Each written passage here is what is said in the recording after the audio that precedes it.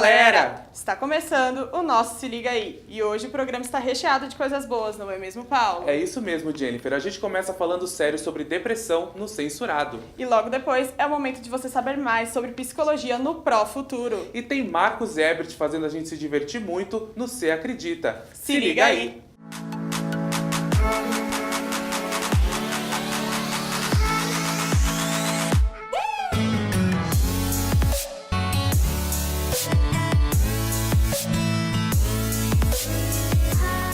E agora, o tema é depressão no Censurado. A correria do dia a dia, o nível de exigência que o sistema político e econômico traz para cada um de nós, o mundo capitalista muito competitivo, a necessidade de provar que somos bons o tempo todo. Tudo isso cria um grau de ansiedade nas pessoas, que propicia o desenvolvimento da chamada doença do século, a depressão. Não importa a cor, classe social ou faixa etária, todos estão suscetíveis a ter a doença. Segundo a Organização Mundial da Saúde, hoje, 322 milhões de pessoas sofrem de depressão no mundo. O Brasil tem a maior taxa de pessoas com depressão na América Latina e uma média que supera os índices mundiais. É por isso que séries como 13 Reasons Why vêm ganhando destaque nacional e internacional. A série conta a história de Hannah Baker, uma adolescente que comete suicídio após uma série de pressões psicológicas, como bullying e abuso sexual pelos colegas de classe. A partir daí, ela deixa uma caixa de fitas cassetes gravadas, que relatam 13 motivos que a levaram a cometer o suicídio. Se acomode, porque agora eu vou te contar a história da minha vida.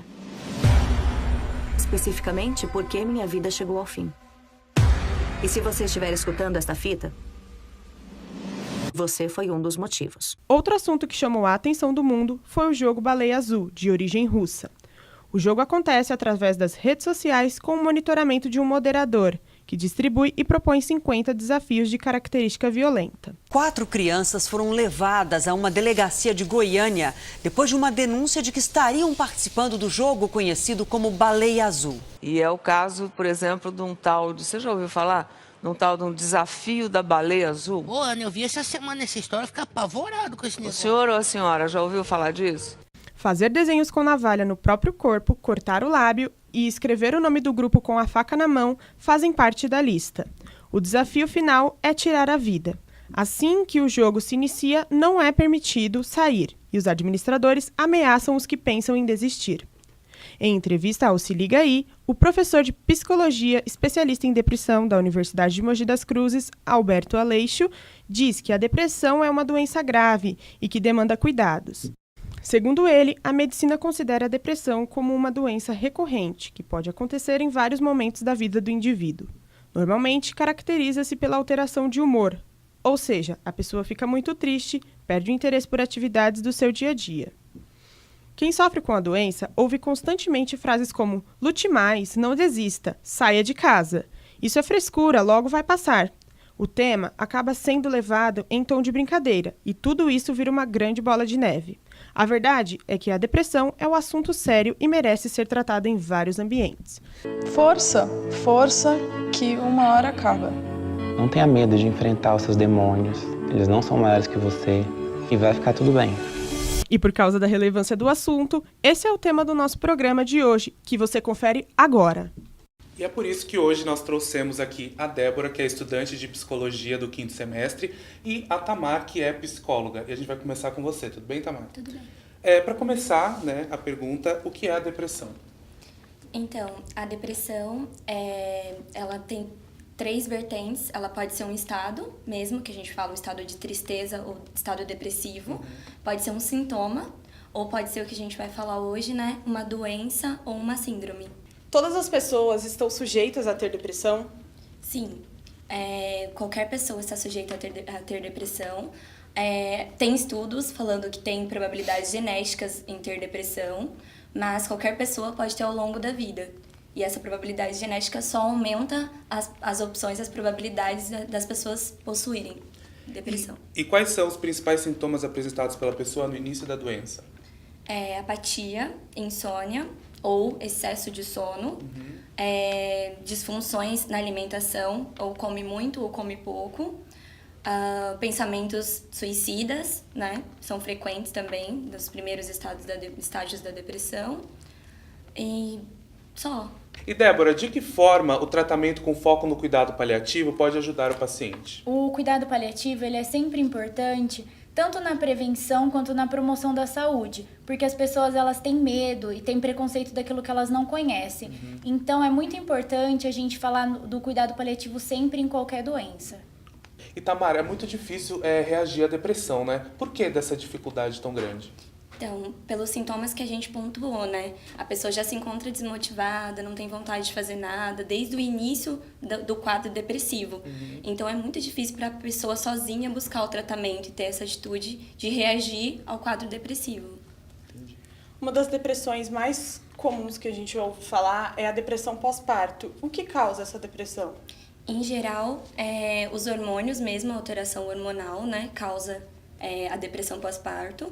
É muito interessante vocês falarem sobre isso, porque a depressão pós-parto ela é muito importante e tem que ser observada, porque se a mãe, né, apresentar de 2 a 3 dias, começar a ter crises de choro e pensamentos suicidas, isso se prolongar por mais de 10 dias, já é um quadro muito sério. Então, é bem interessante mesmo enfatizar isso.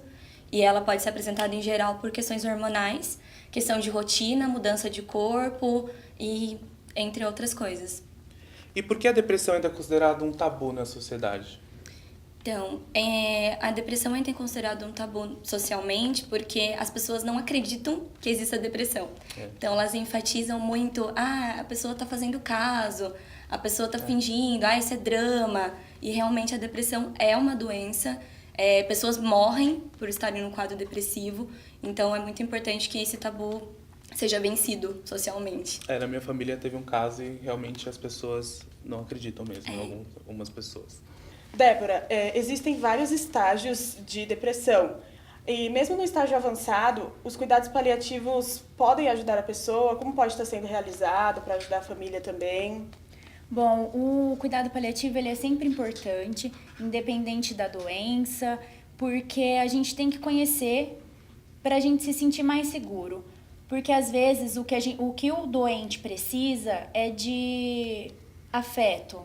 E, por a gente ter um preconceito, a gente tem uma dificuldade de lidar com a situação. Por isso que é, assim, sempre importante, dependente do grau da doença, a gente trabalhar no cuidado paliativo. Certo. E Tamara, existe uma cura definitiva para a depressão? Ela pode voltar em algum momento da vida da pessoa, mesmo ela já tendo se sentido curada? Não existe nenhuma cura para a depressão. A depressão é um quadro recorrente, então a pessoa vai ter que fazer um tratamento a longo prazo, possivelmente pode voltar. Se ela sofrer algum desapontamento, decepção, perda, o quadro pode retornar desde o início e o tratamento ter que retornar também. E complementando, é importante no tratamento identificar quais são as crenças de desamor, de desamparo desse paciente, para que assim a gente consiga trabalhar para fortalecer a autoestima dele e assim prevenir as recaídas. Obrigada, Débora e Tamar, pela participação de vocês. Acredito que a gente conseguiu tirar muitas dúvidas do pessoal de casa sobre depressão. Com certeza, a gente tirou muitas dúvidas, tenho certeza disso. Mas agora, aproveitando o gancho aqui do nosso censurado, a Brenda e o Renan foram conhecer mais sobre o curso de psicologia. Quem sabe você não se identifica e começa a escolher já o que você vai fazer no seu futuro. Brenda e Renan, é com vocês no Pro Futuro. E aí, gente? Tudo bem com vocês? Está começando mais um Pro Futuro e hoje a gente quer saber: você é aquele tipo de pessoa que sempre ouve o problema dos outros? Você tem curiosidade pela mente humana? Os seus pitacos sobre por que alguém fez algo acabam se mostrando certos? Então o Pro Futuro de hoje é pra você. Vamos falar sobre psicologia. O que é a psicologia? O que estuda? Quais são suas áreas de atuação no mercado? Essas e outras dúvidas você confere aqui.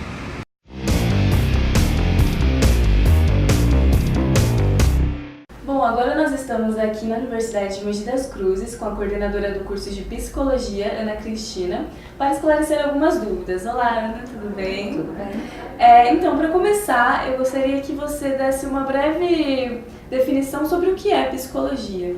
Psicologia é uma ciência que vai buscar compreender o homem, a atividade humana, o comportamento humano, as relações humanas, vamos dizer assim. Ana, você poderia falar umas disciplinas que são abordadas no curso? Psicologia comunitária, né, social comunitária, a psicologia da saúde, que a gente vai tem uma ênfase maior nos hospitais, por exemplo, psicologia jurídica, psicologia do esporte, do brinquedo e do jogo, avaliação psicológica, né, que é onde a gente vai trabalhar a questão dos testes. E além da gente oferecer essas disciplinas, né, como teoria, todas essas que eu citei, o aluno também vai passar pela parte prática nos estágios. Você pode falar mais um pouco da estrutura daqui do curso, dos projetos que vocês disponibilizam para os alunos? Então, o curso são 10 semestres, 5 anos, funcionamento manhã e noite. É um curso antigo, onde a gente tem uma atividade já bastante conhecida na região e muito consolidada, porque o serviço escola existe desde a fundação do curso, né, da implantação do curso. Então, nós somos muito procurados pela comunidade de maneira geral. Justamente por conta das disciplinas que a gente tem no curso, os alunos se organizaram para montarem as ligas acadêmicas, né? Então, acho que isso é um diferencial importante. Então, a gente tem a Liga da Psicologia da Saúde, que é organizada pelos alunos, onde eles costumam convidar pessoas, organizar jornadas, palestras, seminários, e convidam pessoas profissionais da área para abordarem um determinado assunto, por exemplo. Então, a Liga de Psicologia da Saúde.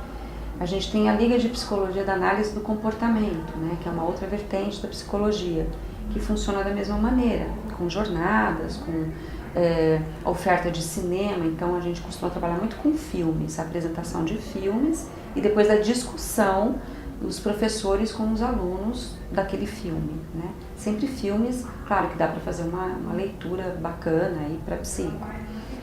A gente tem um centro acadêmico, por exemplo, que também existe há mais de 40 anos, que em parceria sempre com o curso, a gente é sempre muito próximo, né? Tanto os professores quanto o pessoal das ligas e do centro acadêmico, a gente está muito próximo para organizar as jornadas e desenvolver sempre projetos além do que a gente oferece nas disciplinas. Agora, a gente recentemente também, os alunos montaram a Atlética de Psicologia, né, com a questão mais esportiva, vamos dizer assim. E uma outra área que eu acho importante, a gente incentiva muito a questão da pesquisa no curso, né? Então, tanto na questão do PIBIC quanto do PIVIC, a gente tem tido projetos bem bacanas. Uma novidade no curso, desde o ano passado, a gente tem um atendimento a crianças com necessidades especiais, né? Um grupo de crianças que a gente trabalha com autistas, e a gente tem uma professora que trabalha com animais, a gente tem a terapia assistida por animais. Então, a gente tem 2 Golden Retriever que estão aqui com a gente e um coelhinho. Então, a gente trabalha com esses animais com as crianças, né? Então, uma vez por semana, tem sido um projeto muito bacana, as crianças têm respondido muito bem. Então, eventualmente, eles saem da clínica, eles dão uma volta aqui no campo, segurando ali a guia, né, dos cães. São cães muito dóceis, treinados especialmente para isso. Então, acho que a gente tem diversificado muito a questão dos estágios. Eu acho que o aluno sai com uma visão bastante ampliada do que é a psicologia, né? Saindo muito daquele modelo mais tradicional, médico, de clínica. Acho que a gente tem uma oferta bem interessante dessa diversidade que a psicologia é capaz de oferecer. Eu acho que os projetos, e claro, todas as disciplinas e os estágios todos que a gente tem, né, mais específicos. E a partir de que semestre começa a prática, os estágios? A gente tem o chamado estágio básico, que começa no 4º semestre, 4º, 5º e 6º, mas aí é uma aproximação do mercado de trabalho. Na verdade, os alunos, eles saem a campo para entrevistar, para conhecer um pouco da profissão do psicólogo em áreas mais específicas. O estágio específico ou profissionalizante começa no 7º semestre e vai até o 10º. E aí, efetivamente, há uma intervenção e a atuação do estagiário propriamente dita. Quais as principais dificuldades que o aluno recém-formado ele enfrenta no mercado de trabalho? O mercado de trabalho ele está bastante, vamos chamar assim, tímido ou mais encolhido, né, pela situação mesmo do país, mas penso que há oportunidades, sim, de trabalho. O curso acaba favorecendo muito que esse aluno comece a fazer estágio, o chamado não obrigatório, né, durante o curso. E muitos dos nossos alunos, né, que se inserem nesse estágio, eles acabam sendo contratados. Ou a questão de serem também um profissional liberal, com abertura de consultório, por exemplo. Né? Ana, geralmente, no jornalismo, as pessoas aconselham os alunos que falam bastante, que eles levam jeito, esse tipo de perfil. Tem algum perfil indicado para alguém que quer cursar psicologia, pessoas pacientes que aconselham? Tem algum perfil? Eu não sei dizer se tem um perfil, né? Eu acho que vai muito do sujeito, de como é que ele se percebe para fazer essa escolha, né? Claro que ao longo do curso, assim, eu acho que às vezes as pessoas têm uma ideia de psicologia um pouco deturpada, né? Então, primeiro assim, eu sou uma ótima ouvinte, os meus amigos sempre me procuram para contar histórias, para pedir conselhos. Então, eu acho que eu vou fazer psicologia, porque pensam muitas vezes que a psicologia é só isso, né? É ter a clínica, o consultório e essa coisa da escuta e de ouvir e de aconselhar. E, na verdade, a psicologia é muito mais que isso, né? É um curso bastante denso, é um curso exige muita leitura. Claro que todas as áreas de atuação você vai ter que buscar sempre se aprimorar, se atualizar, mas em especial a psicologia, quer dizer, é uma área de pesquisa bastante grande, então não sei se tem um perfil muito específico, mas claro, alguém que tenha essa disponibilidade de estar com o outro, né? Seja no contexto que for. É preciso gostar de gente, porque às vezes a gente não tem tanta afinidade ou se sente melhor às vezes num laboratório, né? Em trabalhos mais isolados. Então, assim, penso que seja algo importante da gente observar, estar próximo de pessoas, gostar de pessoas. Eu acho que as relações que a gente estabelece com as pessoas é muito importante.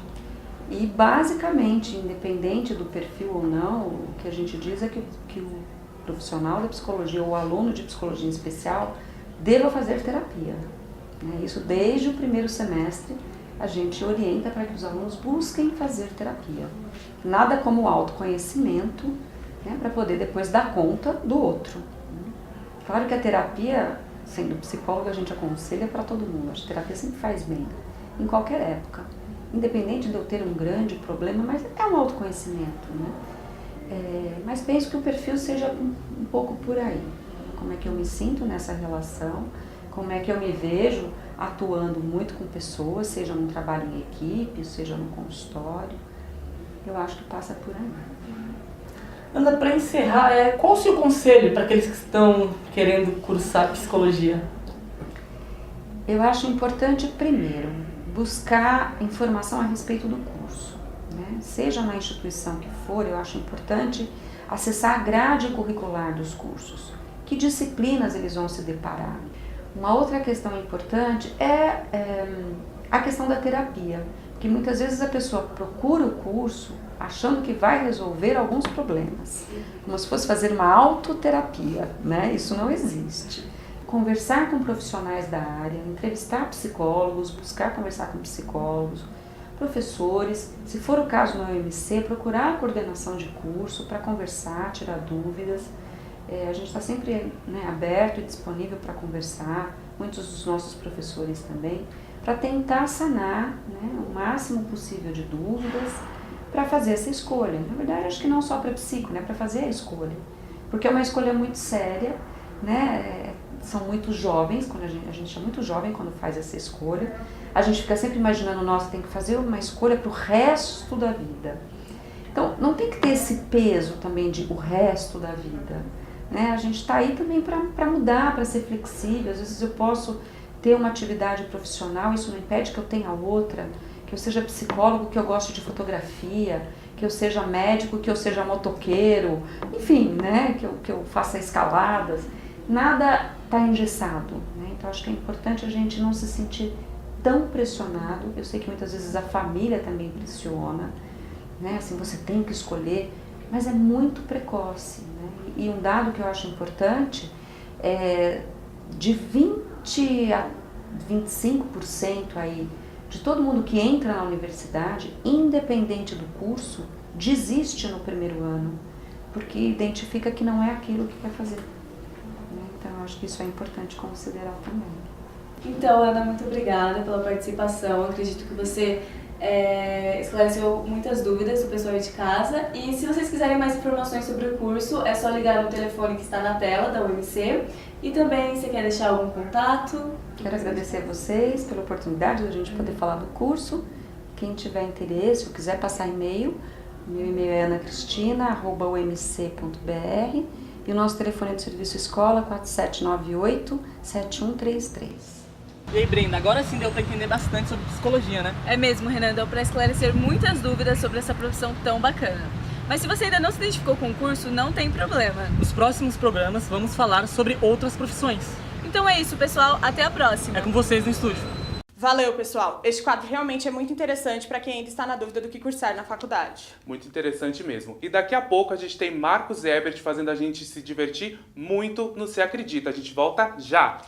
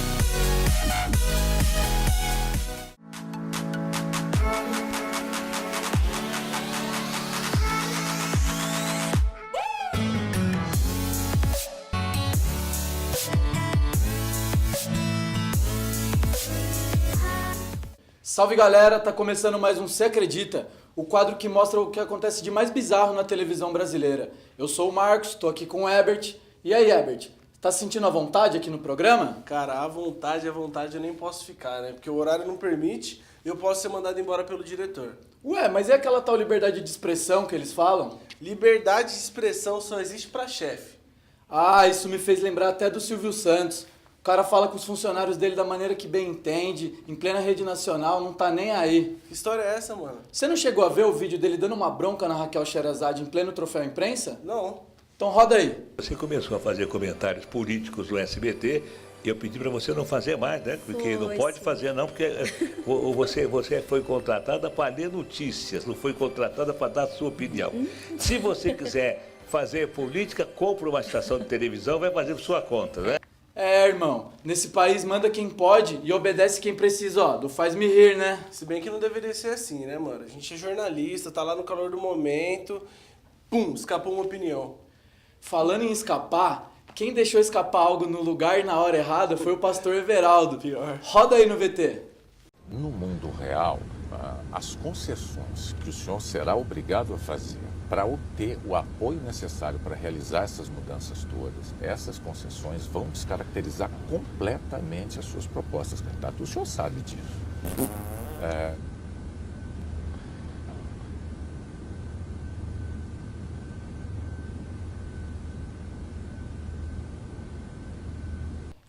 A situação ficou feia pro pastor Everaldo, que durante o debate de candidatos à presidência de 2014 no Jornal Nacional, acabou liberando quem não devia, né? Cara, mas ele tá certo, é melhor pra fora do que pra dentro, mano. Ah, você tá de brincadeira, cara. Eu não, quem tá de brincadeira é o Jorge Pontual, jornalista do Globo News. No meio do comentário da morte da atriz Carrie Fisher, ele fez uma piada lá, deixou todo mundo desconcertado. Roda aí no VT. Agora, uma pauta triste de cinema. Morreu hoje, aos 60 anos, a atriz Carrie Fisher, a princesa Leia, da saga Star Wars. Ela teve complicações depois de sofrer um infarto durante um voo entre Londres e Los Angeles. Isso foi há 4 dias, pontual. Os fãs da trilogia de George Lucas perderam a sua eterna musa, heroína, enfim. Ela foi uma inspiração para muita gente. Enfim, foi uma pessoa... Hoje, o dia inteiro nas redes sociais só se falava nisso. Muita gente dizendo o quanto amava Carrie Fisher. Muitas celebridades marcando essa perda, né? Mas a reação mais emocionante foi a do Chewbacca, aquele personagem do Star Wars. O Chewbacca disse...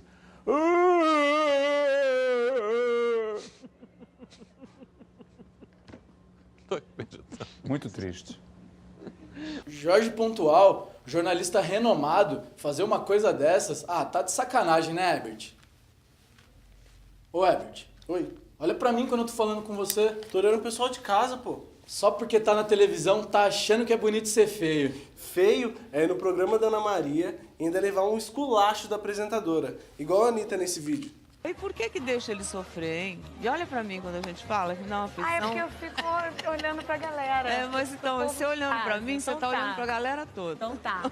É, parece que a bruxa tá solta na televisão brasileira mesmo. Até Ana Maria Braga perdendo a linha com os convidados. Quem tá perdendo ali é o diretor, que tá me enchendo o saco pra gente acabar o quadro, mano. Ô, louco, mas encerrar o quadro já? Você acredita? Valeu, meninos. Vocês sempre trazendo vídeos muito divertidos pra gente. É verdade, Paulo. Bom, infelizmente o nosso programa está acabando. Obrigada pela sua companhia e até a próxima. Até lá.